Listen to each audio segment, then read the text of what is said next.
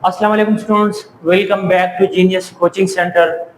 क्या आप लोगों ने कभी सोचा है कि बैटरी जो है वो आपके घड़ी को, वो आपके सेल फोन को, वो आपके कार को, वो जो है ह्यूज इंडस्ट्रीज को कैसे चलाते हैं? कभी सोचा भी है या नहीं? या कभी आप लोगों ने ये भी सोचा है कि इलेक्ट्रिसिटी जनरेट कैसे होती है? हम ये तो कहते हैं कि इलेक्ट्रिसिटी जो है वो फ्लो कर रही है, वो जनरेट हो रही है, लेकिन कैसे? कभी सोचा भी है कि नहीं? या इलेक्ट्रिसिटी जो है वो कैसे एक केमिकल रिएक्शन को करते हैं, ऑपरेट करते हैं? अगर सीखना चाहते हैं तो लेक्चर को गौर से सुन ले। हमारा टॉपिक है इलेक्ट्रोकेमिकल सेल। इससे रिलेटेड जो है टॉपिक्स पढ़ेंगे। इलेक्ट्रोकेमिकल सेल कौन सा सेल है, कौन सी बैटरी है? तो इट इज अ डिवाइस, ये एक ऐसा डिवाइस है which can convert electrical energy into chemical energy and chemical energy into, कल हो गया था इसका इंट्रो। एक ऐसा डिवाइस हो जो कि इलेक्ट्रिकल एनर्जी को कन्वर्ट करते हैं केमिकल में, और केमिकल एनर्जी को बैक वापस कन्वर्ट करते हैं किस में?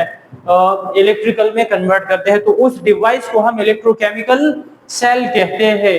अब इसमें रिएक्शन कौन सा होता है? तो इसमें रिडॉक्स रिएक्शन अकर होता है। रिडॉक्स रिएक्शन के मदद से कन्वर्ट करेंगे केमिकल एनर्जी को इलेक्ट्रिकल में, और इलेक्ट्रिकल को केमिकल में कन्वर्ट करेंगे। तो याद रख लो, रिडॉक्स रिएक्शन कौन सा रिएक्शन है? एक ऐसा रिएक्शन है, ऐसा प्रोसेस है, ऐसा रिएक्शन जिसमें ऑक्सीडेशन और रिडक्शन एक साथ ही हो जाए। रेडॉक्स, RED, रिडक्शन, रिडक्शन, और OX का मतलब ऑक्सीडेशन। एक ऐसा रिएक्शन, एक ऐसा सिमुल्टेनियस प्रोसेस जिसमें रिडक्शन और ऑक्सीडेशन एक साथ ही हो जाए, उसको हम रिडॉक्स रिएक्शन कहते हैं। अब वो ये जो इलेक्ट्रोकेमिकल सेल है ना, इसके कंपोनेंट्स, इसके पार्ट्स कौन कौन से हैं? तो ईच सेल कंसिस्ट, इसमें इलेक्ट्रोड्स होंगे, दो इलेक्ट्रोड्स मेटल्स के बने हुए इलेक्ट्रोड्स होंगे। एक का नाम एनोड है जिसपे ऑक्सीडेशन अगर होता है। कल के लेक्चर में मैं बता चुका हूँ कि वोवेल साउंड है, वोवेल साउंड है। अक्सर टेस्ट में यही आता है, इवन जो आप लोगों के वो है JST और उसमें भी ये आते हैं कि ऑक्सीडेशन कहाँ आकर होगा, तो हम वहां जाके कंफ्यूज होते हैं। तो कंफ्यूज नहीं होंगे, वोवेल है और वोवेल है। एनोड पे ऑक्सीडेशन अगर होता है, और कैथोड, तो ये दोनों कॉन्स्टेंट है, रिडक्शन हो, कल हुआ था डिटेल में। इसके अलावा कि दूसरा कंपोनेंट, दूसरा पार्ट इसका क्या है? इलेक्ट्रोलाइट है। इलेक्ट्रोलाइट वो सब्सटेंस है, वो केमिकल है जो कि प्लस और माइनस चार्जेस में, आयंस में कन्वर्ट होते हैं, उसको हम इलेक्ट्रोलाइट कहते हैं। Electrolyte is a substance. और तीसरा है बैटरी या एक्सटर्नल सर्किट। बाहर से हम जो है इसको करंट देते हैं, वोल्टेज या इलेक्ट्रिसिटी हम इसको बाहर से जो है क्या करते हैं, एक्सटर्नल सर्किट प्रोवाइड करेंगे या बैटरी इसके साथ अटैच करेंगे ताकि ये प्रॉपर वर्किंग कर ले। इसके बाद नोट, क्या चीज आप लोगों ने नोट करना है? Reaction at each cell is called half cell reaction. कभी कभी आप लोगों से पूछ रहे हैं, तो ऑक्सीडेशन इलेक्ट्रोड पे, एनोड पे जो रिएक्शन होता है, और जो कैथोड पे अगर होता है, तो हर सेल वाले, हर प्लेट वाले रिएक्शन को हम कौन सा रिएक्शन कहते हैं? हाफ सेल रिएक्शन कहते हैं। For example, oxidation half reaction और रिडक्शन हाफ रिएक्शन, मतलब हर प्लेट पे जो रिएक्शन अगर होता है उसको हम क्या कहते हैं? हाफ सेल रिएक्शन कहते हैं। एग्जांपल इसके ये हो गए। फिर इसके ये जो इलेक्ट्रोकेमिकल सेल है, इसके कितने टाइप्स है? तो इसके हमारे पास बेसिक दो टाइप्स है। एक है इलेक्ट्रोलाइटिक सेल, दूसरा है गैल्वानिक या वोल्टैइक सेल है। पढ़ लेंगे इसको डिटेल में वन बाय वन। सबसे पहले इलेक्ट्रोलाइटिक सेल कौन सा है? इलेक्ट्रोलाइटिक सेल ये वो सेल है इलेक्ट्रोलाइटिक। इलेक्ट्रो का मतलब है इलेक्ट्रिसिटी, लाइटिक का मतलब लाइसिस से निकला है, टूटना। तो अब ऐसा सेल, ऐसी बैटरी, ऐसा डिवाइस जिसमें क्या हो, जिसमें इलेक्ट्रिसिटी पास करने से चीजें, सब्सटेंसेस प्लस और माइनस में कन्वर्ट हो जाए। तो type of cell in which use electricity to carry out non-spontaneous chemical reaction। non-spontaneous chemical reaction को अकर करने के लिए इलेक्ट्रिसिटी इस्तेमाल करते हैं। तो जहां पे रिएक्शन अकर होता है या जो डिवाइस हम यूज करते हैं उसको हम क्या कहते हैं? इलेक्ट्रोलाइटिक सेल कहते हैं। इलेक्ट्रोलाइटिक सेल के अंदर जो प्रोसेस होता है, मतलब जो आयंस में कन्वर्ट होता है, सब्सटेंसेस प्लस और माइनस में कन्वर्ट होते हैं, उस प्रोसेस को, उस अमल को इलेक्ट्रोलाइसिस कहते हैं। एक ऐसा अमल जिसमें डिकम्पोजिशन होता है ऑफ सब्सटेंस, किसी सब्सटेंस का, इनटू आयंस और into cation and anion by passing electricity. ऐसा डिवाइस जिसमें हम सब्सटेंसेस का ब्रेक डाउन करते हैं प्लस में और माइनस में बाय पासिंग इलेक्ट्रिसिटी, तो उसको इलेक्ट्रोलाइसिस कहते हैं। अच्छा, ये वर्किंग ये कैसे काम करते हैं, काम कैसे करते हैं, तो याद रख लो। आप लोग हेडिंग दे सकते हैं at cathode and at anode, अलग अलग आप लोग हेडिंग दे सकते हैं। और पॉजिटिव आयन जो है कैथोड पे कौन सा रिएक्शन आकर होगा, पॉजिटिव आयन की जगह पे आप लोग यहाँ एट कैथोड हेडिंग दे सकते हैं। पॉजिटिव आयन मतलब जिसका नाम क्या है, कैटायन है, वो मूव टुवर्ड कैथोड, वो कैथोड की तरफ मूव करेंगे। प्लस है तो वो माइनस प्लेट की तरफ जाएंगे, माइनस चार्ज वाला आयन है तो वो प्लस प्लेट की तरफ मूवमेंट, तो ऑपोजिट चार्जेस की तरफ मोशन शो करेंगे। तो पॉजिटिव आयन या कैटायन जो है वो कैथोड की तरफ मूव करेंगे। अब कैथोड पे माइनस चार्ज है, जो केमिकल है, जो आयन है उस पे प्लस चार्ज है, तो वहां पे पहुंचकर जब वहां पहुंचेंगे तो वो गेन कर लेंगे इलेक्ट्रॉन को एंड हिंस रिडक्शन अकर। तो हम कहते हैं कि कहां पे क्या होता है, रिडक्शन अकर होता है, कहां पे होता है, कैथोड पे। तो आप लोग यहाँ रिडक्शन का हेडिंग दे सकते हैं या एट कैथोड का हेडिंग दे सकते हैं। तो पॉजिटिव चार्ज कैथोड की तरफ जाएंगे, वहां से इलेक्ट्रॉन एक्सेप्ट करेंगे तो खुद को रिड्यूस कर लेंगे, वो सब्सटेंस क्या कर लेंगे, रिड्यूस मतलब रिडक्शन अकर होगा।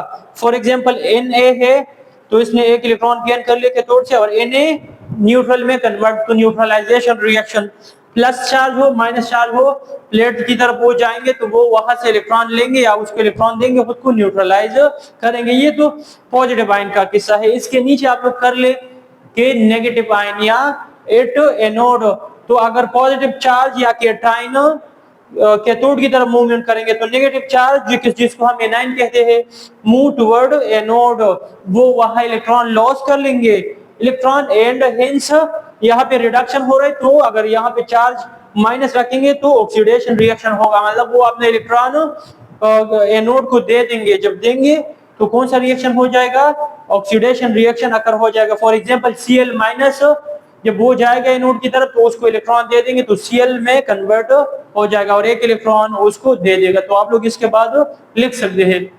इसके बाद एप्लीकेशन ऑफ इलेक्ट्रोलाइटिक सेल, जो इलेक्ट्रोलाइटिक सेल है इसकी एप्लीकेशन लॉन्ग क्वेश्चन के लिए इंपॉर्टेंट है, आ सकता है, और अलग ये आपका शॉर्ट क्वेश्चन में आ सकता है।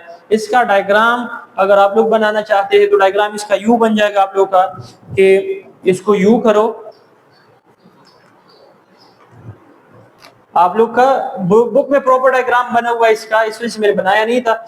ये आया आप लोग का कौन सा, एक प्लेट आया आपका, आया दूसरा प्लेट हो, इस प्लेट पे कौन सा चार्ज है, फॉर एग्जांपल इस पे है माइनस चार्ज है, माइनस चार्ज वाले को हम क्या कहते हैं, कैथोड कहते हैं।